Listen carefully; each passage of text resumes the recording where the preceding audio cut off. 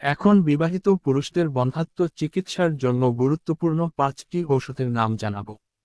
হোমিওপ্যাথিতে রোগীর শারীরিক ও মানসিক লক্ষণের সামগ্রিক বিচার এবং বন্ধ্যাত্বর ধরন দেখে ঔষধ দেওয়া হয়। সতর্কতা: চিকিৎসার জন্য নিজে নিজে ঔষধ গ্রহণ করবেন না।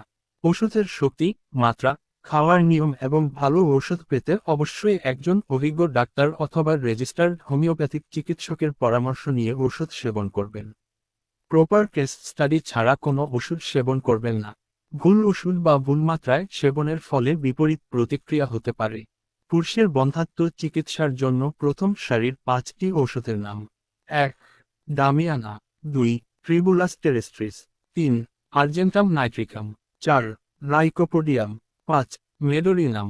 নিয়মিত হোমিওপ্যাথিক চিকিৎসা বিষয়ে জানতে সাবস্ক্রাইবার, শেয়ার, লাইক এবং যে কোনো প্রশ্ন থাকলে কমেন্টসে লিখুন অথবা স্ক্রিনে দেওয়া হোয়াটসঅ্যাপ নম্বরে যোগাযোগ করবেন।